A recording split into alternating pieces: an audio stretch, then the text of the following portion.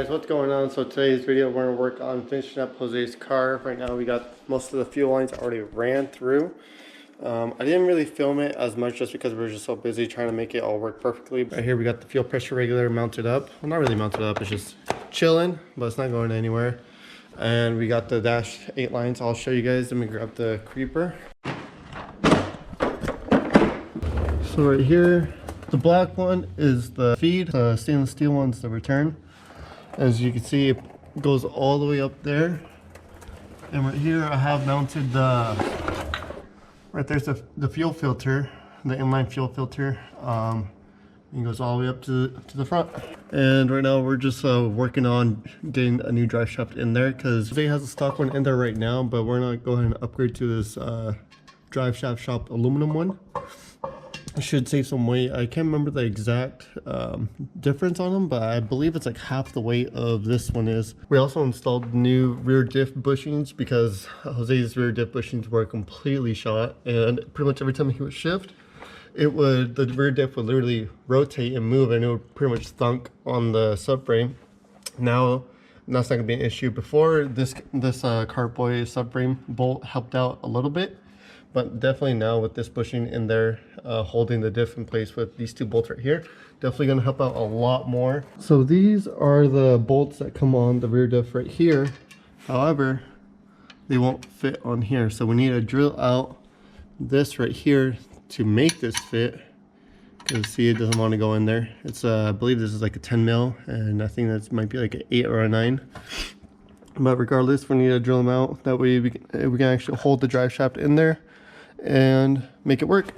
Essentially, Jose should not have any fuel issues on the dyno. I ran this almost exact same setup, I'd say like a year or two ago, and it's still on the car right now. Like, I have the same fuel system, the same fuel lines and all that stuff. And I mean, this car made 750, and there was still a lot of injected dew cycle to go. I just ran out of flow in the heads, even though the shop that I did the head work and did everything, they said it was gonna easily hit 800, but it only did 750, which is, I don't know, I guess I'll just find a better machine shop, but that's for a different story. But anyways, yeah, so that's definitely gonna be a killer setup on Jose's car. The only thing that's really gonna limit him now is gonna be the turbo. He is running a 62, I believe. So it is a little guy for this much fuel, but we'll definitely be maxing this one out pretty close to like 40 PSI or whatever it flows at, really. Because the tuner doesn't really want to push it because it's still on stock size head studs, which is like 11 mils. So, I mean, they're not the 1/2 inch, or like, it's not any special head gasket sealing on this car. So we're really going to be limited on the block. I mean, this block from IAG, it's only rated 600 horsepower at the crank, and it's already making pretty close to 600 horsepower at the wheels. And if you guys see on the channel, we're always pushing the limits on these IAG blocks, and they can handle it. So we're more than comfortable to push it, as well as the tuner. He knows it, and we're going to do it. We're going to send it. Gotta send it! Oh. And yeah, so we'll see what it does. The tune date is May 19th, so stay tuned on my Instagram, which is right here. If you guys want, I'll definitely be updating you guys on that. And yeah, let's get to work.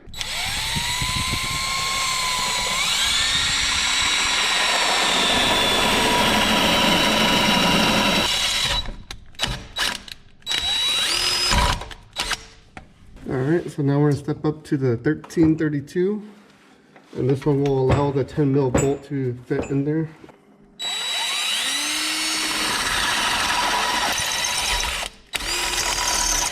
Just so you guys can see, boom, like butter. Perfect. So right now we're gonna see if the second pump kicks on. We got the power for the first pump, the primary pump, off, and the second pump is already wired in. And this black cable, as you see right here, this is actually the power. We just ran out of red cable. And this red cable is going to be our signal wire that goes to the hob switch, but we're going to bypass it and just connect it straight to the battery. So if we were to connect it just on the positive terminal, it should prime. You don't know, 50 pounds. We got fuel pressure on both pumps, which is really nice. All we need to do now is just wire everything all safely That red wire is going to go to the hop switch. It's going to connect to the manifold. So we just pick a spot on there. And then when you put on the drive line, you guys saw I was working on it a little bit. Let me show you guys the progress. It's hitting a little bit. It's going to hit right there. We're also using an air hammer to kind of make a dent in the metal, but it wasn't really budging that much. So now it can't be hitting on something if you cut it off. So we're going to cut it off. All right, Jose, there you go. It's all yours.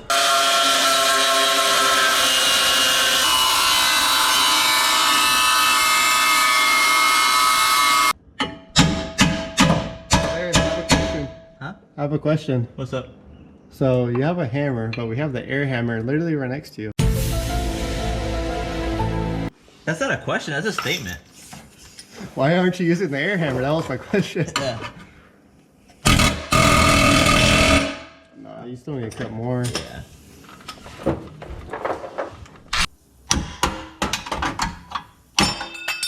You don't know mas. Alright. Now you made a little window. Let's see if this drive line fits now.